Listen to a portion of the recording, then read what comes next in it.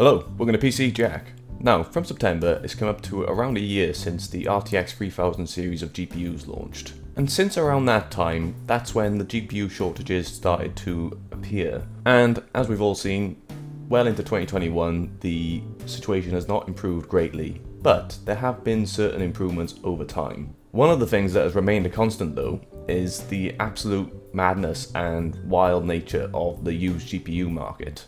So, for today's video, I thought it'd be interesting to take a look at the GPU market currently and see what sort of prices we're seeing on a range of different graphics cards, from entry level all the way up to the high end. This could either be quite an interesting video, or it'll either just be really depressing.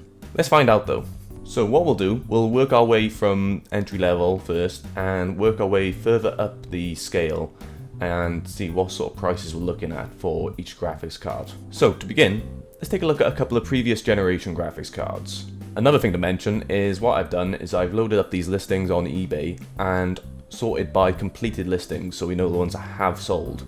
So, starting off with the 1650 Super, these prices themselves are not looking particularly representative of what sort of performance you would get from this card. So we're seeing on here, there's a bit of a range. We got one here for $249.99.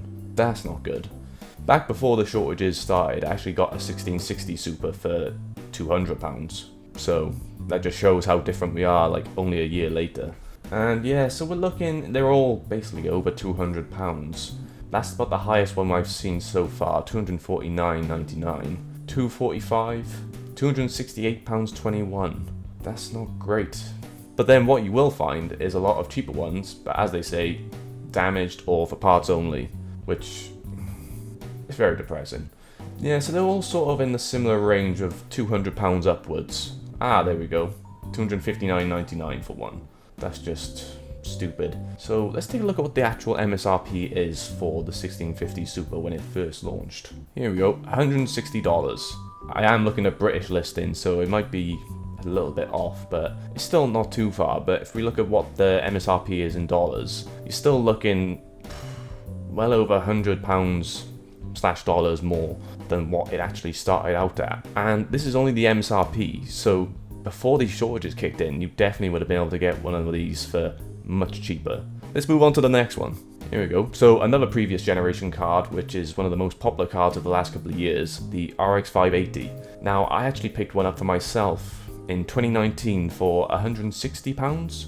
So this will be quite a sight to see. And yeah, very first one, $299.99. That is ridiculous. I had the Sapphire Nitro Plus RX 580 8GB, but even the 4GB is going for £195. That in itself is bizarre that you can get the 4GB one for more than the 8GB one. But that just shows the difference after 2 years really. But the RX 580 is a solid card, but not at these prices. It's not right. This is the one I had and it's costing over £150 more. That is just not on at all. And they all seem to be in that sort of ballpark around just under 300 or just over. Ah, this is even worse. When they first released the RX 580 from Sapphire, they actually released a special edition which was this blue design one, which is basically the same as the regular Nitro Plus version, but it had this special design. And I may be remembering incorrectly, but the fans did have RGB of some kind. But £376 for an RX 580 is just... oh my god. Alright, I've had enough of the RX 580, let's move up to something else. Here we go, 1660 Super. Now, this is definitely one of the more popular entry-level graphics cards.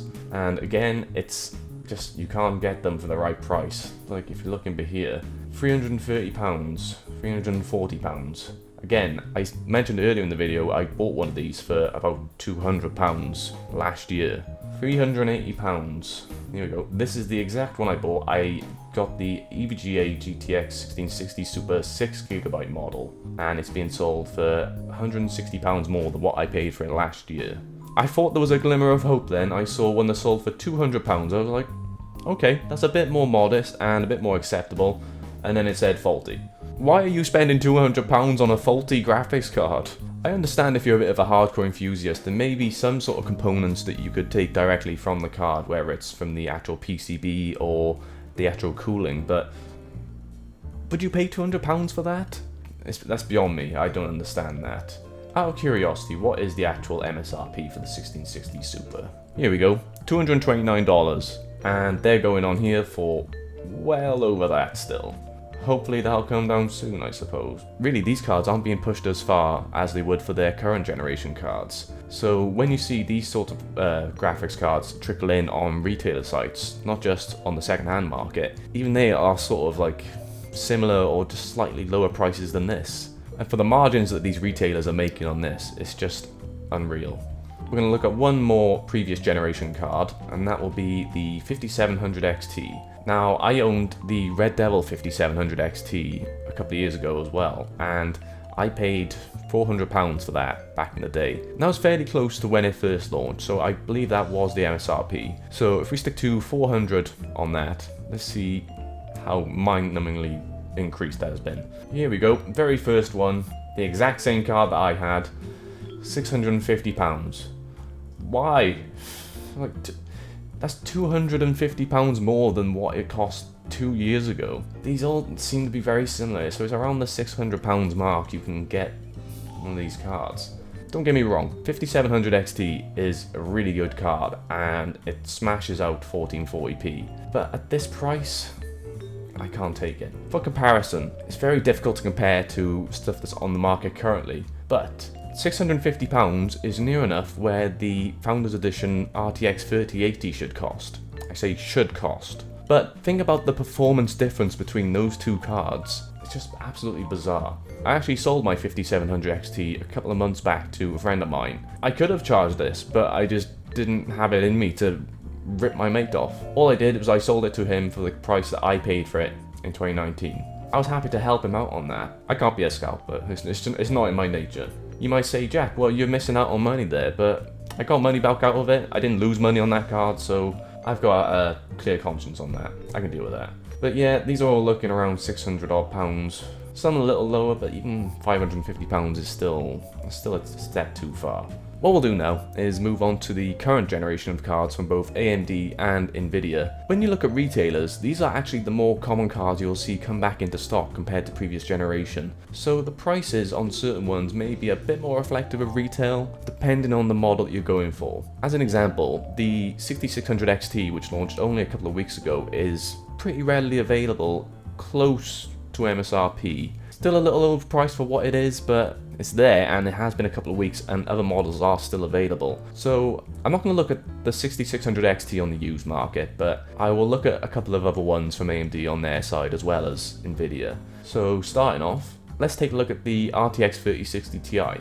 Now, in my VR rig, I'm actually using the EVGA RTX 3060 Ti XC, and I got that in January for £450. So I'm going to use that as the rough guide for where we're looking for prices on here. But the actual MSRP, I believe, of the RTX 3060 Ti Founders Edition at least, was $390, I believe. So we got that sort of range we can work with when we're looking at this. And oh my god. £899 for a 3060 Ti. It's okay though, fast shipping. If you see a 3060 Ti going for this price, evaluate your life, because you should not be spending this much on a 3060 Ti. Right, this seems to be the more rounded area I've seen the prices for a 3060 Ti go. It's generally been between £600 to £700 odd pounds, which again, not the price I would pay for one, but it's better than £899, that's just absurd. Here we go, what? £800 for the 3060 Ti Founders Edition. Again, I told you, this was around £400 odd pounds for MSRP. This is being sold for double the price. What? $989.99 for an RTX 3060 Ti, non-LHR. Now, one of the things you will notice is that buyers are particularly interested in the non-LHR variants of the RTX 3000 series cards. So what you'll find is this difference between LHR and non-LHR has created a different price range for the same card, because obviously miners are more interested in the non-LHR models. So if they can get their hands on those, that's a bit more ideal than these LHR cards which have a hugely reduced hash rate. If you're a gamer though, and you have no interest in mining whatsoever, then there's absolutely nothing wrong with going for an LHR card. They perform exactly the same as their non-LHR variants, but with the exception of poor mining performance. So that's worth considering when you're looking at these cards. Right, I think we move on to something current generation from AMD. Here we go, so 6700 XT. Now, £700.